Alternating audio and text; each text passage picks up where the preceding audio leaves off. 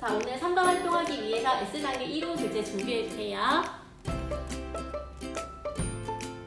자, 오늘 3주차 활동 할 건데요. 오늘은 3강에서 3주차와 4주차 내용 함께 한번 다뤄보도록 하겠습니다. 먼저 3주차는 도형 세기라고 지금 되어 있죠. 자, 만나는 점, 꺾이는 점, 고등선 등을 한번 세워볼 거거든요. 자, 하루 10분 학습이잖아요. 1일부터 5일까지 또 차근차근 한번 살펴보도록 하겠습니다.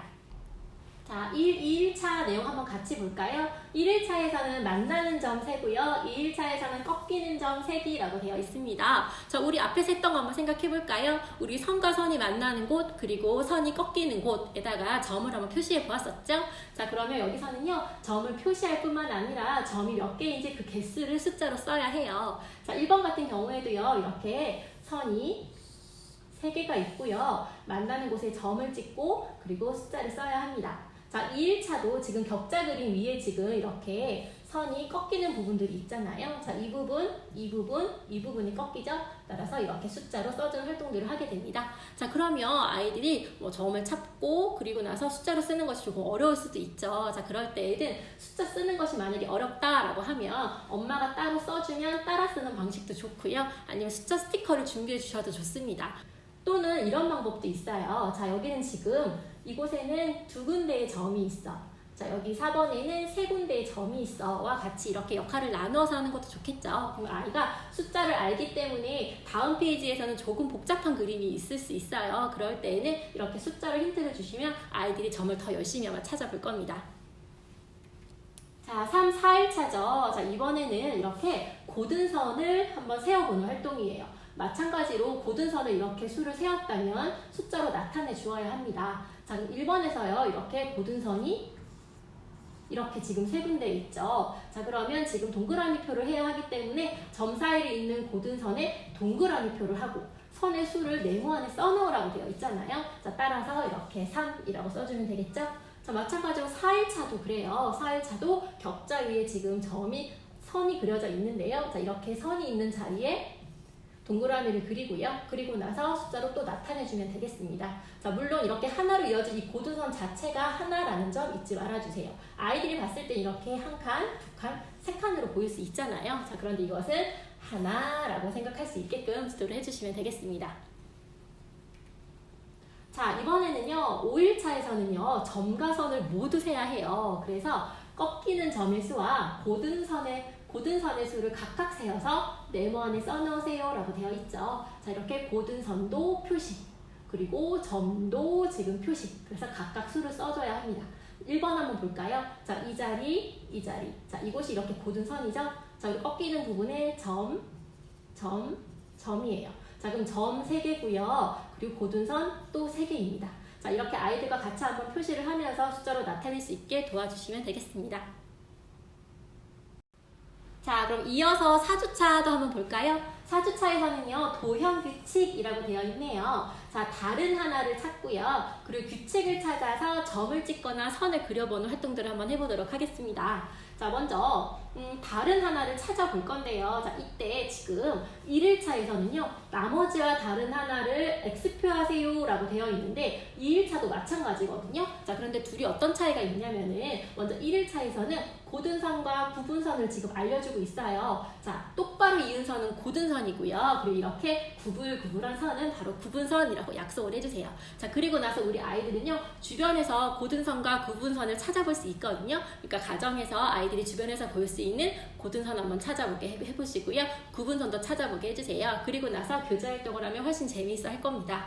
자, 문제에서는요, 자, 그림을 4개 중에서 봤더니 고등선이 있고 구분선이 하나가 있네요. 자, 그럼 나머지와 다른 하나는 바로 이곳이죠. 이렇게 X를 해주면 되겠고요. 자, 2번에서는요, 자, 구분선이 있고요. 여기에는 고등선이 이렇게 있죠. 자, 이렇게 X와 같이 해주시면 되겠습니다. 자, 처음 이렇게 왼쪽 페이지는 아이와 같이 한번 풀어보시고요. 다음 페이지는 아이가 스스로 풀 수 있게 도와주시면 좋겠습니다.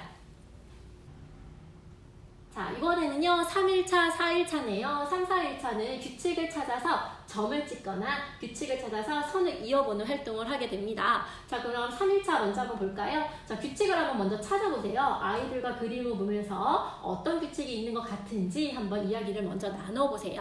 아이가 어떤 이야기를 하는지 들어보시고 활동 같이 해주시면 좋겠는데요. 자, 먼저 1번 같은 경우에는요, 아래쪽에 지금 점이 있고, 그 다음 옆으로 가서 또 그 위잖아요. 또 옆으로 가면 또 아래.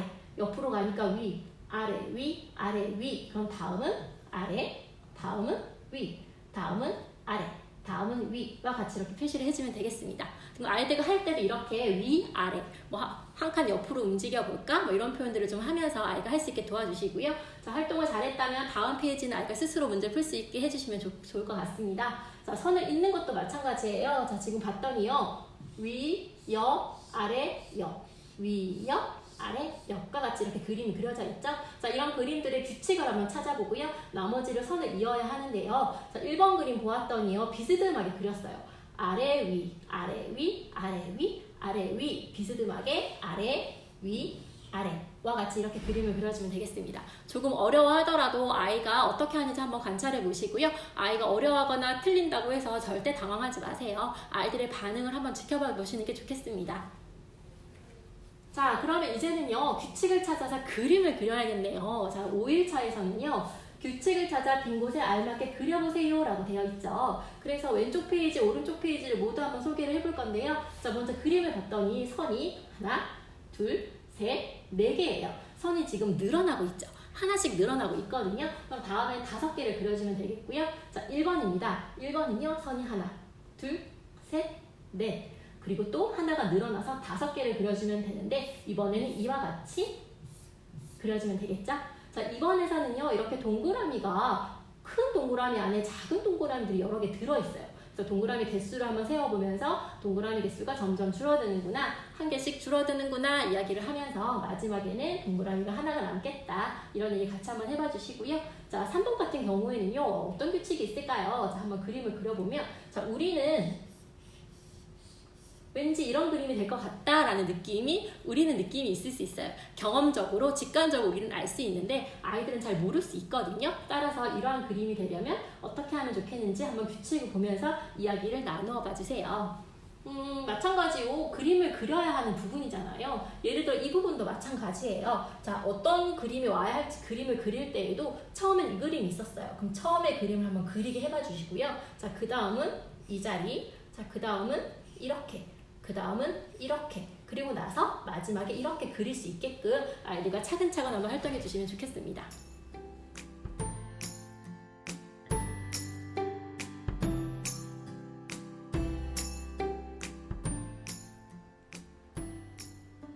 (3강) 교재 활동에 이어서 교구 활동도 한번 알아볼게요.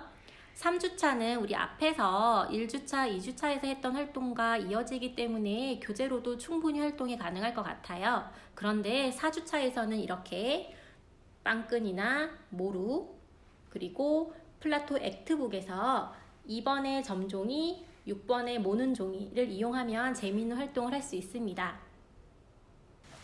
우리 교재에서 고든선과 구분선에 대한 이야기를 하죠. 자, 일상생활 속에서 볼 수 있는 물건 중에서 고든선이나 구분선을 찾아보는 활동도 매우 좋고요. 빵끈이에요. 이것은 문구사에서 쉽게 구할 수 있지만 생활 속에서 어떤 물건을 사면 마지막에 묶어줄 때 이런 빵끈을 많이 사용하잖아요. 모았다가 사용하셔도 좋고요. 모르는 이렇게 가는 철사가 있어서 자유롭게 구부릴 수 있습니다. 마찬가지로 문구사에서 쉽게 구할 수가 있어요. 자, 그러면 우리 이렇게 고든선 표현 가능하고요. 쉽게 구부러지기 때문에 구부러진 선도, 이렇게 구분선도 잘 표현을 할 수가 있죠. 그럼 아이가 가지고 놀 수 있게 해주시면 좋고요. 그리고 연필이나 이런 가는 펜을 이용하면 이런 재밌는 모양도 만들 수 있거든요. 이런 모양도 한번 만들어 보세요.